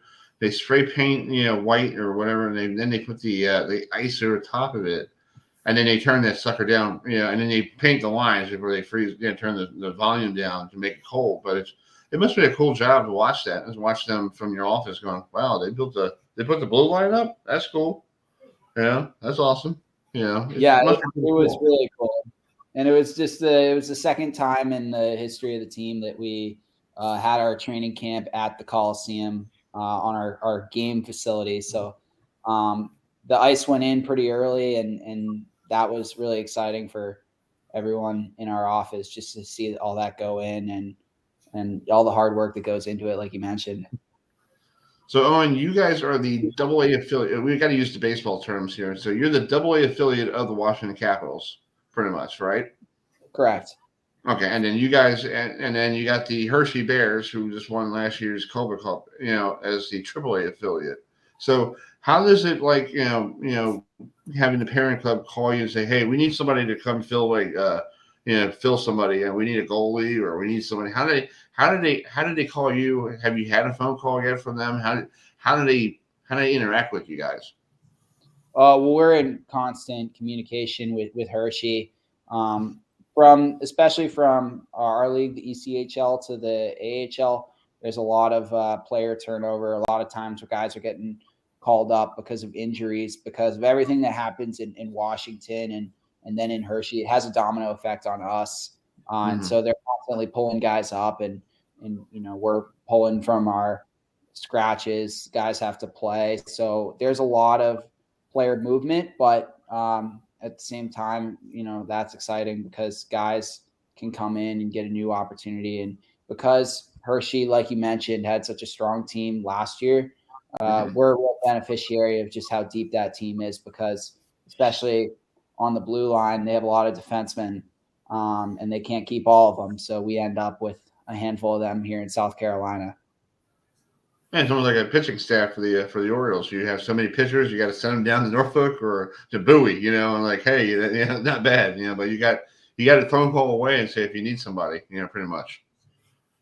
100%. And it's the same way too. Like all the goalies in our system, they are all on NHL contracts with the Washington Capitals, and then the Capitals take the two best guys that they like, and then from there Hershey picks two guys, and we get the two guys that are left over, guys that are on NHL contracts. So that's always pretty exciting. And like you said, with pitchers in baseball, like goalies tend to be the guys that most often are able to work their way up and move up, just because it's one guy, and if he gets injured, there's a domino effect. Right, exactly. I know this guy has a good slap shot. Adam, you have a good slap shot? Yeah, I do. And Owen, I was reading your bio, and you're originally from Massachusetts. I was born in Malden, so I have family that lives around the greater Boston area, and you went to school at a place that I'm very familiar with too, Boston University. So what was it like to be a Terrier? It was awesome. We're definitely very proud of our hockey. Boston Yes, you University. Great tradition. And last year was super fun because they made the Frozen Four. That's like the Final Four for college hockey. And they had it in Tampa last year, which I think they should have the Frozen Four in Tampa every single year. It's a great hockey city, and it just shows how big hockey can be in the South. So yeah, that was really fun. The team, they were number one in the polls to start this year, but they've got off to a little bit of a slow start. So hopefully they can get back on track here. Yeah. For folks who may not know, Hockey East is kind of, if you've never watched college hockey, Hockey East is one of the strongest college hockey conferences in the country. While you're at Boston University, they compete in the annual Beanpot tournament at TD Garden. So, have you ever gone to watch the Beanpot at TD Garden? Oh yeah, I was broadcasting for the team. So cool. Last year I got to just to be like in the broadcast booth at TD Garden. I've wanted to do this stuff my whole life, so that was really fun, and it helped me be with a pro team now, which is also very fun. Yeah. And for folks who may not know, the Beanpot consists of you have Boston University, you have Boston College, Northeastern, and Harvard, and they all and it's a really great college hockey tournament. So if you ever get a chance to watch the Beanpot, like Owen has, find a way to watch because it's incredible, right, Owen? Yeah, first 2 Mondays of February. I mean, I will be watching. I will be watching this year. It's it's always fun, and there's not much to celebrate on Mondays in February except for no. Hockey. Yeah. So let's talk about this weekend, opening weekend for you guys. Opening night is Oktoberfest with a lot of hockey stuff in there. Pre-game party starts at 4 outside the Coliseum. There's gonna be live music, beer, food, parking. Things for the kids, rides and all that stuff, the stuff, like a party outside the arena. And then you guys go in and the fans come in to watch the game against the Orlando Solo Bears, who I think they're still the affiliate of the Maple Leafs, right? Oh, the Solar Bears are affiliated with the Tampa Bay Lightning now. Yes. Yeah, right. Okay. But they did when they came in, they were with Toronto for a little bit. I know that, I was reading it, a long time ago. But this must be cool for you. Your first pro game coming up on Saturday. So are you getting nervous? I know it's only Monday. Are you looking at the gunner going, "Oh God, I hope I don't screw up. Oh God." Just talked about what do you go through getting yourself ready for a game? Broadcast a game. Do you have like a ritual? Do you have the same music you listen to? Do you just go somewhere else for a couple hours? What do you do to get yourself focused on the game? I think I just some people have their preparation routines and stuff, but for me, I guess naturally I watch a ton of hockey and I feel that just helps naturally.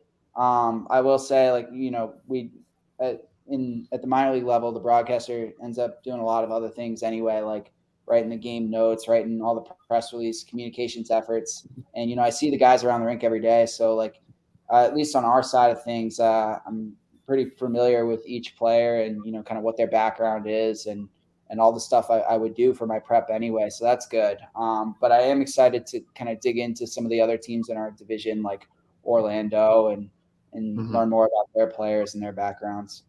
That's cool. Matt, you got a question? I know you're a good defensive player, right? Are you going to be a defensive guy or a goalie if you played hockey? So I grew up playing. I was a forward when I played, and I still played Tuesday nights. There's a adult league over at the Carolina Ice Palace, their practice rink where cool. They have hockey. So I get to play Tuesday nights with cool. My roommate plays too, and yeah, it's a fun little adult league. The guys are all big Stingrays fans too, which is awesome. Nice. I'm asking Matt, my partner. If you played hockey, Matt, first of all, how's your skills on ice? That's the question. Let's just say from an A to an F, I would say an F. Right into the boards. Oh. Yep, right into the board. I'm lucky if I can even stand up on that ice rink. So, yeah, Nice. I can honestly say I am good at quite a few things, but with those roller blades and being on ice, that is not one of them. Because in fact, probably decades ago, I was on ice and I didn't stand up too long. And I also played street hockey with friends decades ago as well, and I didn't stay up too long for that either. So yeah, it was I don't know what it is with those roller blades or whatnot, but I just, whether if I'm on street or on ice, I just couldn't stand up either way. So, yeah. So talk about how hockey has evolved as a sport. Yeah, I think it's getting a lot bigger, especially like here in the Southeast. Just I've noticed, like, when NHL teams in non-traditional markets go on playoff runs, just the whole fan base just gets super into it, and there's like a new passion. We've seen that with the Carolina Hurricanes. They've been in the playoffs 5 years in a row, and now I think they're second in the league in average attendance. So they're doing really well. And then the Florida Panthers, saw them go to the Stanley Cup final last year. I believe with sales, they're doing better than they have in quite some time. So it's growing, like, as the winning has come. And here with us with the Stingrays, this will be our 31st season, and we've made the playoffs in all but 2 of the years that we've existed. So the fact that we've always had a competitive team, I think, is a big part of why we have such a loyal and passionate fan base. But yeah, it's growing. And I think like youth hockey and things like that, they're building more rinks. And, you mentioned roller hockey. That's certainly a big thing here in the South. They're building roller rinks around Charleston. And I think that's just a great way to get more people involved in playing. And the other thing too is, like, I think people, when they go to games live, they always have like 1 or 2 great memories that stick out. A lot of people, when they come to a game for the first time, they love the fights. Like, just fans around here, they talk about it all the time. Like, I'm excited to see that, because coming from college hockey, like, it's not allowed. So I'm Which definitely is stupid. excited. They should have fights in college hockey. Oh, 100%. Like, I'm totally with you there. And, like, I know teams like opening night, like, especially in the minor leagues, they'll just they'll throw out their 5 biggest enforcers to start the game, and like right off the opening draw, they'll just drop the gloves, and the fans will love it. Yeah. So I wouldn't be shocked if something like that happened at opening night here, but it's definitely, they're definitely doing a lot to grow the game, whether it's the major league level or here in the ACHL with the Stingrays. Hey, Owen, I was a good floor hockey guy in gym, and I tried to cross-check this one kid into the mats, and he went flying, and he goes, "What happened?" I'm like, "Just go play, dude." And he's like, "You're bigger than me." I'm like, "I'm trying to go get the puck, man. I don't care who you are." But I think I was a better goalie than a guy on the a forward or a defenseman. I think goalie to me was pretty cool, because I think we were trying to be like Patrick Waugh. Yeah, try to see how many shutouts we do, but it's fun. Yeah, it's always good. Well, Owen, good luck this week on your broadcast, okay, man? I hope everything goes well. Have fun, enjoy yourself, and we'll keep in touch, okay? Yeah, of course. Thank you, Chris. Thanks, guys, for having me. I appreciate it. All right, buddy. Talk to you later. See you, man. Yeah. Bye. All right. That's Owen Gund, who is the voice of the Stingray of South Carolina, who is the AA affiliate of your Washington Capitals. Yeah, I have to say AA affiliate because it sounds better than like we're. Yes, I'll agree. You're an affiliate of the Capitals. Hey, Yeah. Owen came from Massachusetts, so it's called. I know. It's fascinating. People don't realize if Wayne Gretzky did not sign a contract with the, you don't even think to have teams in South Carolina, Florida, Texas, Arizona, places like California, North Carolina. Or North Carolina, they'll all be up in the Northeast, like Hartford, Connecticut, and or the Whalers, and and the Islanders and all that stuff. But now it's like all over the place. Even Seattle got one, and I think I heard through the grapevine that Salt Lake City's supposed to get one. Wow. Yeah, Oh, because they're drawing more for their minor league team, and you're in the NHL. You really want that money. Yeah. Yeah. A sad note because of hockey. Barry Melrose, the guy who does the NHL on ESPN, the guy who has the mullet. He has Parkinson's, folks. So yes, he does. a lot of people these days have Parkinson's, and like my aunt has Parkinson's, and my favorite singer, Matt and our favorite singer, Neil Diamond, has Parkinson's. It's sad. It is sad. Yeah. I mean, and it's sad because there's no cure for it. And with all the technology and science we have, there should be some type of cure for some of these diseases. Oh yeah, guys. This year we will hear. It's called this year during college basketball season, folks. We will hear the golden tones of Mr. Dick Vitale. He got, as you know, he has been going through a lot with his voice.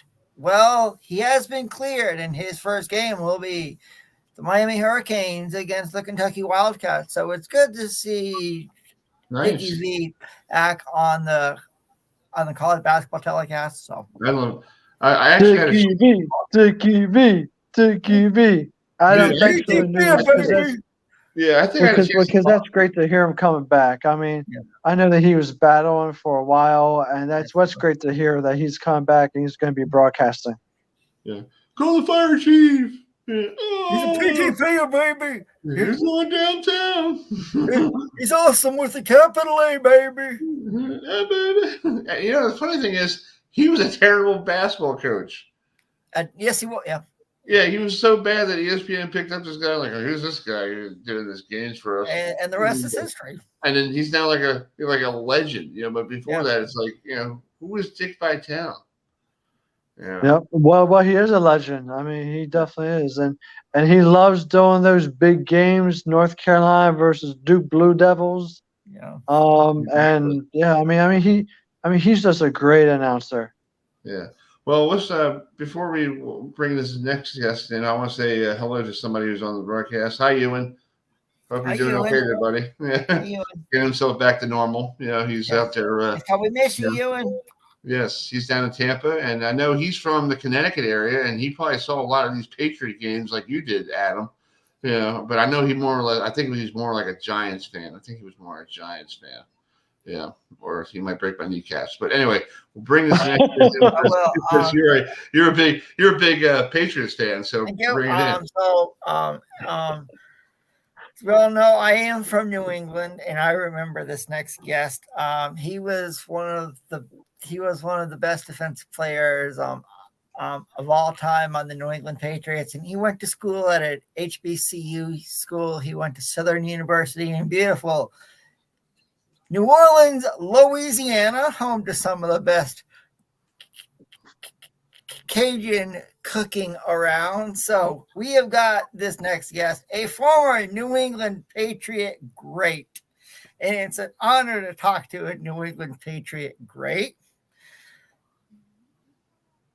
Maurice Hurst. Maurice, thanks so much for joining us. And I am from New England. I was born outside of Boston in Malden, Massachusetts, lived in New Hampshire for 13 years. So it's like, I remember, so what was it like to play in Foxborough back in the day? Well, it was a change for me. It was a shock because coming from Louisiana, which was hot. And I remember being drafted. And I didn't know where it was at. I didn't know Boston. It was like New England Patriots take me. And I say, New England? Where's New England? And I really loved it. I watched Sam Bam, Cunningham, and all of them. And it was like, I said, really, where is New England? But I knew the team was, but I didn't know it to be Boston. So, but it was a culture shock for me in terms of the weather. It was cold. The first day I went to spring practice, it was actually sleeting in April We had mini rookie camp and stuff, and it was actually sleeting, and I was like, "Uh-oh, this ain't good." So that was my first. Okay, so I got a question for you. You were drafted. You came to New England at the time. The Patriots weren't the Patriots that we knew. Winning 6 Super Bowls and some guy named Brady. But did Roger Kraft did Mr. Kraft buy the team when you were there? He bought it. Yes, he bought it. Yeah, he bought it when I was there. That was his first. His first coach was I want to say it may have been Bill Parcells. I believe it was Coach Parcells. Yes. Yeah. So that was his first hire. So yes, they bought the team when we were there from I think Victor Cayenne maybe or the Sullivans. I don't know how that went. It was the Sullivans. Probably the Sullivans. Probably. I think it was Sullivans owned it. Yes. Yeah. What's it like? Did you get a chance to interact with him? Is he a pretty cool guy? Is he a nice guy? Mr. Kraft? Is he one of those quiet guys? He seems like he's quiet. What I gather from it was that he started out as a guy that just it looks like he was not paying a whole lot of attention, but I think he understood what he was doing by letting Coach Parcells kind of do his thing. But he didn't say much to him, but he talked to all the players. He interacted with all the players, and he was one of the first owners that we had, I think, that really came around. Like after the game, he started coming around. He started coming to the locker rooms, and he gave us really the best gift I had ever had from an owner for Christmas. So I think he made his way into there where he started to mingle with the players, and that was something we didn't ever get from the Sullivans and Victor Cayenne. We would see him every once in a while, but this guy was sort of in there and mingling with the players. So yes. Man, you got a question for Murphy? Go ahead. Yeah, Maurice. So how did you like coming from Louisiana? How did you adjust to that dramatic difference in temperature from Louisiana to New England? Well, actually, it was pretty good in the summertime. So when 2 days started, I was a little bit in hog heaven because I was like, boy, it ain't nearly as hot here. So that part of the adjustment I was able to make during the fall practice, 2 days, it was a little bit easier because we had rain. We had a lot of days where we were off of the field, so down at Bryan College. So making that adjustment was pretty good. But I want to tell you a story. I was a rookie, and I woke up one morning and it was snow. It was like snow. I couldn't even see my car. Like I looked out of my condo at about 6:30, 7 o'clock, and I looked, and my car was covered, and I was like, I can't see my car. My road wasn't clear. So I go back to sleep. Like all of a sudden, I get a call from Coach Raymond Barry's secretary saying, Coach Barry understands you're from New Orleans. And he's going to give you 1 hour to get here. So I looked outside. The roads was clear. My driveway was clear. And I was like, headed to practice. But he gave me that one time. I thought practice was over when I saw the snow in the street. And I went back to sleep. So that was one of my bad experiences with that type of weather. Yeah. Hey, if you're not from that area, I don't blame you. You're like, what is this garbage? And why? You know, you just being 70 degrees heat and all that stuff. Yeah. Yeah, it was good that she gave us, and Coach Barry gave us an hour to get there. So, and I was like, I never knew. And then when I looked back outside, the roads were clear. The man obviously came through the minute I went back to bed. So, but it was funny. We got a call to the house from, we didn't have cell phones, but to the house, and the secretary said, Coach Barry understands that he's not going to find you, but he's going to give you 1 hour to get here. When I looked out that window, man, the road was clear. The driveway was clear. And I said, I had never experienced. They said, man, rookie, you got to come to practice. So all them boys had trucks. So I finally got me a truck, and I said, you know what? I ain't gonna like this little BMW stuff. I'm getting a truck, get rid of this. I got rid of that car. I got me a truck and can drive 4x4. So I was ready from that point on. But that was an experience. So did you this ever stuff play in a game with the snow in it? Did it ever snow? Did you ever have snow during one of your NFL games? Oh yeah, a lot of our games was snowing. Yeah, Buffalo, we go to Buffalo a lot. That was pretty much always a snowy game. We had a few, but I found something out that was strange to me was that it don't snow when it goes under like 32 degrees or something. So it's colder actually. People see the snow and say, "Man, it's cold out there." No, it's about 32 to 35. But when it stops snowing, that means that temperature then got down to the teens and it's getting cold. So it was something I had to learn. I said, boy, it's going to be a cold game. But when it snows, it's actually really good football. If it's a light snow, it's really good football weather in terms of sweating and running around. You warm up.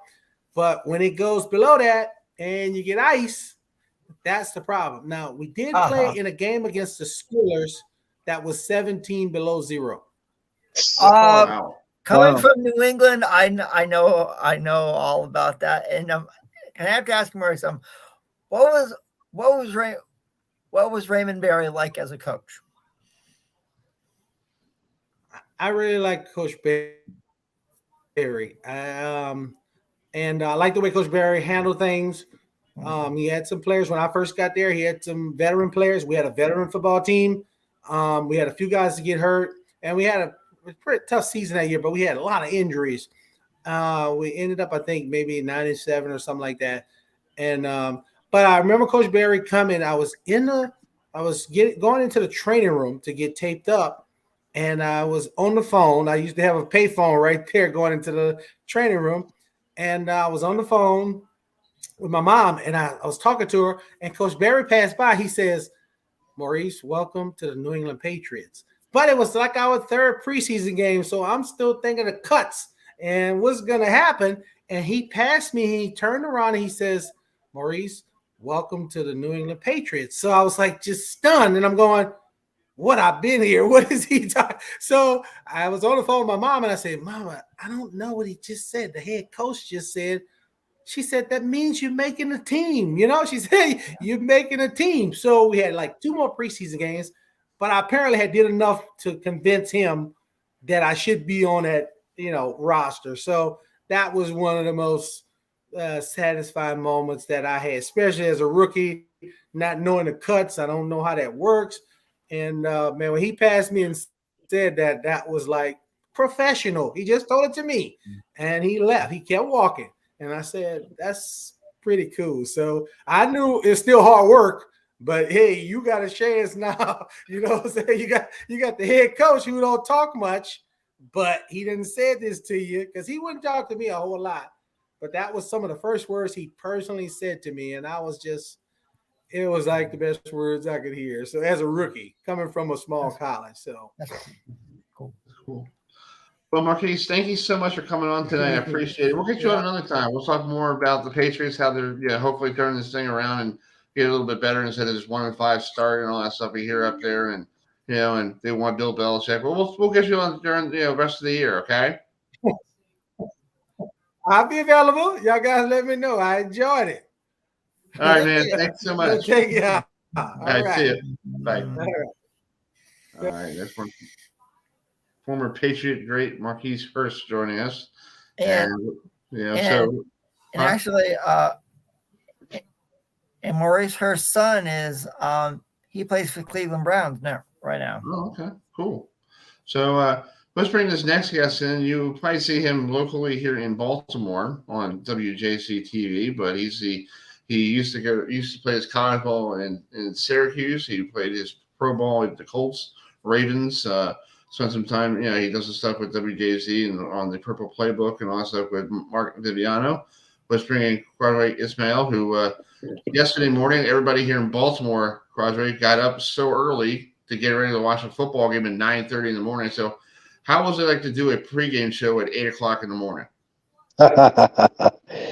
Yeah, that was fun. Obviously, getting up at 5 a.m., get yourself ready, and then heading down to the studio was always a challenge. But waking up and knowing that football is going to be on right after your show is not as bad, and the fact that the Ravens won made it worth it. Yeah. So what did you like about the Ravens' performance yesterday? It seemed like they played a lot better than the last time they went. We don't want to talk about 2017 and that debacle over there with Jacksonville. That's long gone now. But yesterday they looked like that they were focused. They got out there on Monday, out to London, and I feel like that's the best thing they did all week because you got used to that time zone. Get ready for the circumstances, all the events that the NFL has, and they were just focused. It's like almost like a Super Bowl over there. Yeah, I like what you said. The word focus. I think they got out of focus the week before against Pittsburgh, and clearly all the drop passes and the horrific mistakes that led to them letting the team that shouldn't have beat them. And I think this is another team that is playing up and down football. They win games, lose games, type of a mindset. And then at the same time, you're going on the road, and yes, you talk about 2017. All those things kind of added up. And I think for this ball club to be able to focus, to be able to go out there, love the way the receivers right away were just snatching the ball out of the air. And, to me, the rugby experience is one where they needed to go ahead and make it all happen, and they did. And so ultimately it comes down to, can you make more plays than the other team? And I love the way the offense, defense, and special teams all made more plays than what we saw with the Tennessee Titans. That's true. Adam, you got a question for? Yeah. Now, looking ahead for the Ravens, they host a very good Detroit Lions team on Sunday. So, do you think the Ravens can win? And can the Ravens contend overall in the AFC this year? Yeah, I think the Lions game is going to be a big test. I thought that by beating Tennessee, getting them back to 4-2, that these next 2 weeks, Tennessee and Detroit will kind of dictate, what football team they are. When you go up against upper tier teams, you tend to bring your best. But when you go up against teams like Tennessee that might not necessarily be an upper tier team, you tend to play down to your competition and just look at your rival game in Pittsburgh the week before where they just stunk up the joint. So I think this is a good opportunity to show that they're an upper tier team, that they can, in fact, beat them, that they can, in fact, defend their home turf. The Lions play with a lot of enthusiasm. They fly around to the football. Defensively, I think that's one of their biggest traits and what we saw from them, so far in the season. I think offensively, they're going to be that team that likes to hit you in the mouth and then take shots down the field off of their play action in the backfield. So ultimately, the AFC, the way in which this team has been trending, they're still one of the teams to talk about in the AFC. But I think by beating Detroit and getting to 5-2 really will say an awful lot about this ball club. Yeah. Is it great to have Justin Tucker as a field goal kicker? Because I see this. We see a lot of football. Our guys, Matt and Adam and I, we watch a lot of football, and it seems like a lot of teams in college and a lot of teams in pros wish to have a Justin Tucker who could, line up a field goal for 60 yards out and makes it right down the pipe. I think the guy from Kansas City did it the other night, and I was like, okay, what, you trying to do a good impression of Justin Tucker? Good job. Yeah, good job for you. But it's great to have him back. It seems like he was focused more on Sunday because I know in Pittsburgh he missed a couple. Yeah, I think he missed a couple field goals or something like that. That one big 60-yarder at the break. But you feel like he's more focused now? Well, I mean, for Justin, it's all about the greatest of all time when it comes to the art of the place kick and kicking them through the uprights. I mean, he's the most clutch kicker and most consistent, and that's who Justin Tucker is. So I don't expect anything less of him. It's one of those situations where his number was called multiple times and he just delivered. I mean, that's kind of like par for the course for Justin. Exactly. Hey, Matt, you got a question? Yeah.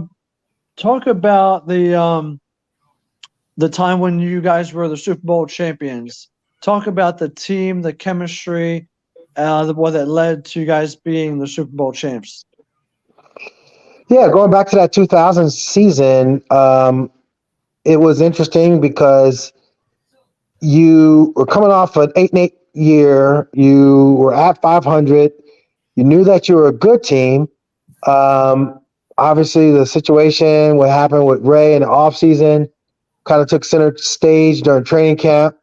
We had a gentleman named Art Berg, who spoke to our team, motivational speaker, who, unfortunately passed away some years after that. But it was just interesting how it all set up. Like it was an opportunity to show who you were. And I think Brian Billick, our head coach, had a good feeling that this team was going to be something special.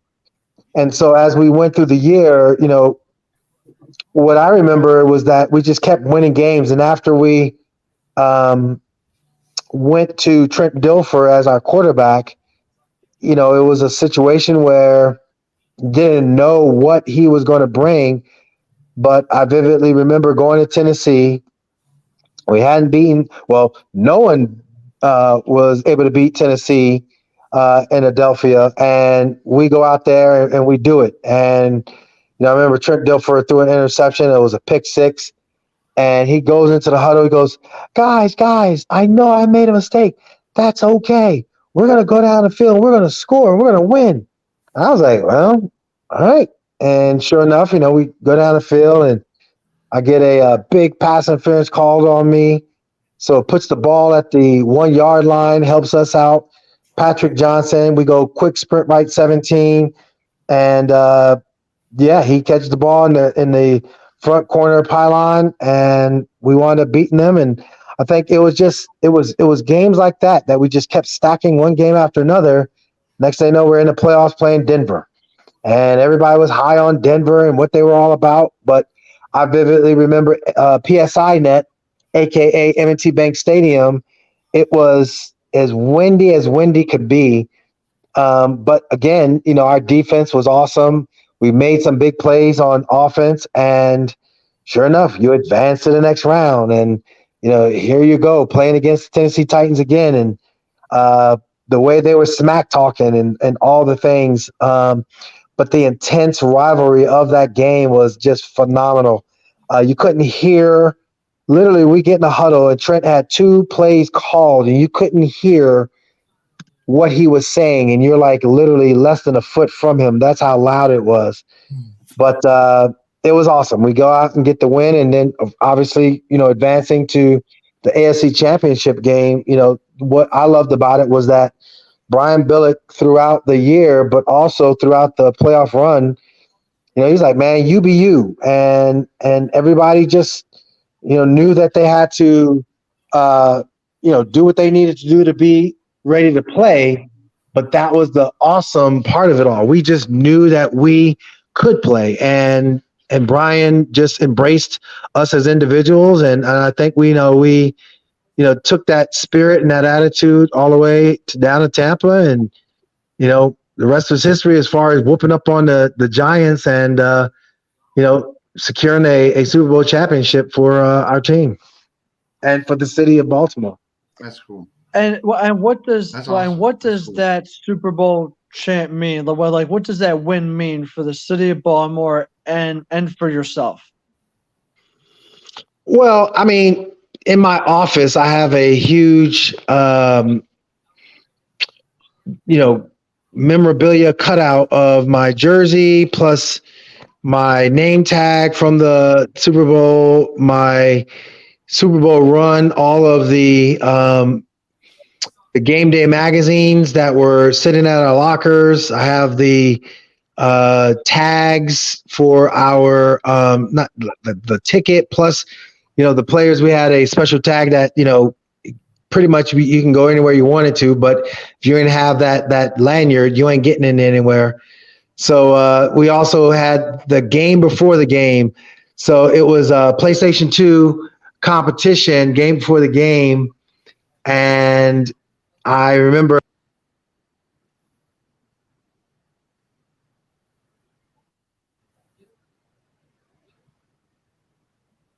I think we might have internet issues with the missile. Qadry, are you still there?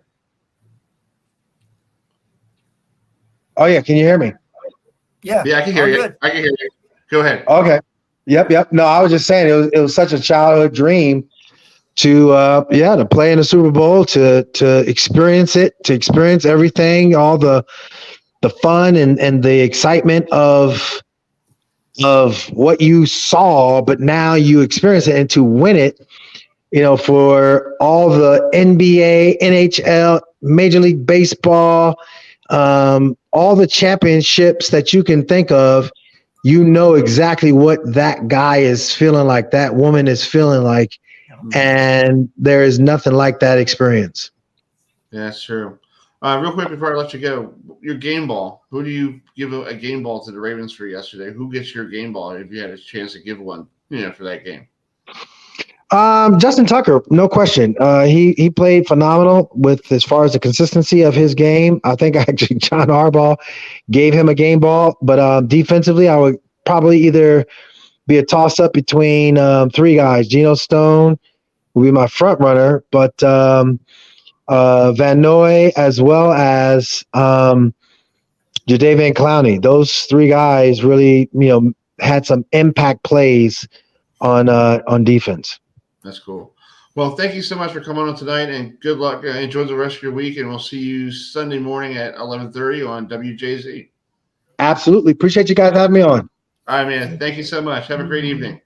All right, let's see. The missile, Qadry Ismail. We were gonna ask him about his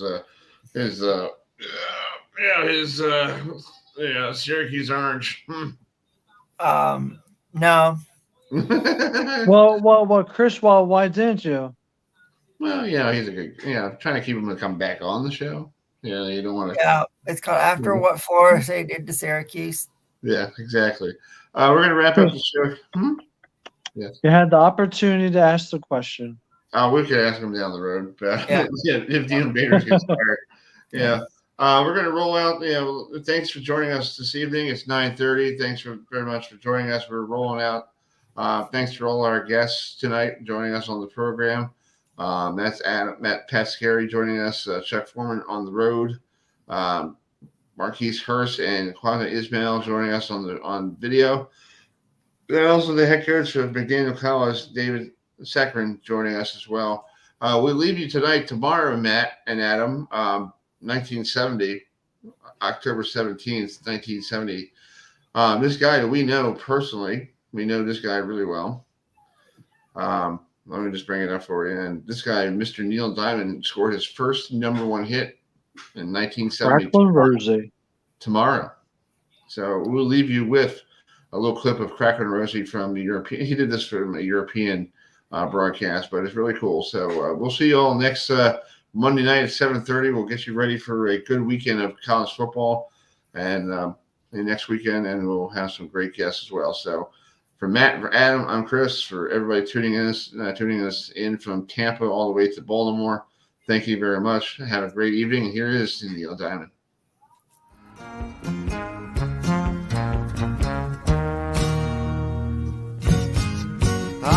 Crackling Rosie, get on board. We gonna ride till there ain't no more to go. Taking it slow. And Lord, don't you know, I'll have me a time with a poor man's lady, hitching on a twilight train. Ain't nothing here that I care to take along. Maybe a song to sing when I want. Don't need to say please to no man for a happy tune. Oh, I love my Rosie child. You got the way to make me happy. You and me, we go in style. Crackling Rosie. you're a store-bought woman, but you make me sing like a guitar humming. So hang on to me